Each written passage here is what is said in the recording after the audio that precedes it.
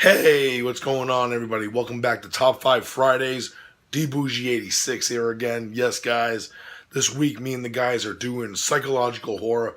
This is actually my choice for this week.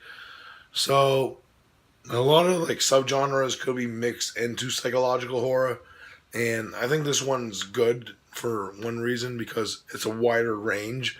So, the list will be very different in that aspect. You know what I mean? That's why I wanted to do something a little outside the box for this week. And so I chose 5 films here, and this is my personal, like I say every video, this is my personal list, guys. So if you don't see any titles that you want on this list, it's all good in the hood. But also leave your some of your favorite psychological horror films down in the chat below, because I'm very curious, because it's always a genre that I always like to look in the boundaries and watch more of these type of movies, like movies that mess with your mind and mess with some of the characters' minds and just really cool shit. So let's get right into it, guys. Now at number 5, we have a film from Italy, and what year was this from? Oh, 1974. And really good stuff. The Perfume of the Lady in Black, starring Mimsy Farmer. Great performance by Mimsy Farmer in this movie. She does a terrific job. Her character goes through some fucked up shit, through the psychosis of her character's backstory, through what her character is going through throughout the film, and it goes into the rest of the plot of the movie too. So yeah, really good stuff. I really do enjoy this one. Great performance. If you haven't seen this and you're a fan of Italian cinema and giallos, definitely worth it in my opinion. Great release by 88 Films. I know Raro Video released this in the States too. Blu-ray and DVD. So if you haven't checked it out, check it out, guys. Next up is a indie film that I fell in love with, recommended to me, of course, and that, of course, is Lord of Tears. Really great shit. Pretty much the way I would describe this movie without giving away too much of the plot is it's a mixture of a Hammer horror movie or a haunted house movie in a way, mixed with a J horror film. It has that J horror psychological angle that really works well with it, and you keep you guessing ever since. And this movie has a lot of good psychological moments throughout it, with a mixture of like I said, the J horror aspect with the British psychological horror film aspect also. So yeah, if you haven't seen Lord of Tears, I highly recommend it. I'm actually gonna leave the link below where you could actually get a copy of this, because I don't think they sell these on Amazon or anything like that. So yeah, check out Lords of Tears, awesome shit.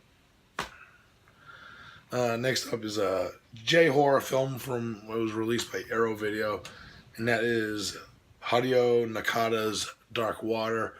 Great film. If you haven't seen Dark Water, I love it with a passion. Pretty much, mother and daughter move into a new building complex, and a lot of crazy shit starts happening. And is she seeing this stuff? Is it all in her head? It's that type of deal. And it's also the risk of her daughter's life also, with the situation of what's going on within the film. Really great setting, and like I said, the atmosphere throughout it is very numbing. It's a great J horror film. If you haven't seen Dark Water, I highly recommend it. Great release by Arrow Video also. They did a tremendous job with this release. Great shit. Dark Water at number 3.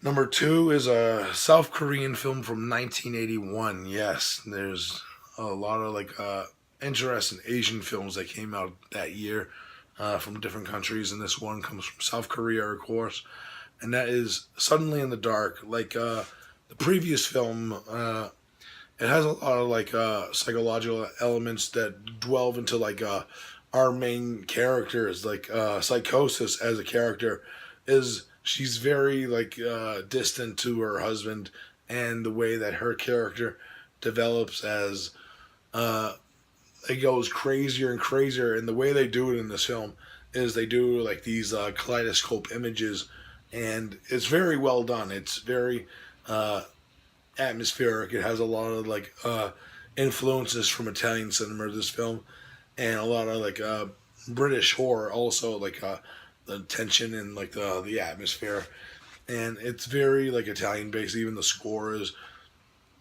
uh, really great shit. If you haven't seen Suddenly in the Dark yet, I highly recommend it. I love this film. Great shit. That's at number two. And at number one is a film from director Jose Ramon Larraz that I fell in love with automatically when I first saw it. And that, of course, is Symptoms.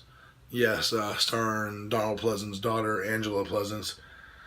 Fucking terrific performance by Angela Pleasant in this movie because of the way her character develops, and it's just a mindfuck of a movie. If you haven't seen Symptoms, I highly recommend it. That's why I love it so much. That's why I said my number one. Uh, Great performances throughout it, and just the tension and atmosphere builds in this film. It's very atmospheric and very slow burnish, but if you're a fan of slow burns like I am, you'll fucking love this one, especially the way that it goes, and just the performance by Angela Pleasant's worth it for this film alone. That's why it's a number one. So yeah, that's my list, guys. I hope you enjoyed. I'll do a quick recap for you guys. Number one, Symptoms. Awesome shit. If you haven't checked it out, check it out. Awesome shit right there. Number two, Suddenly in the Dark. Mondo Macabro taking over this list. Number three, Dark Water. Awesome movie. Number three, Lord of Tears. Like I said below, link below where you can purchase this. And number five, The Perfume of the Lady in Black. Yes. All right, guys. That's it for this list. Like I say every week, check out all the other guys' links below. And I'll see you next week, guys. Peace out.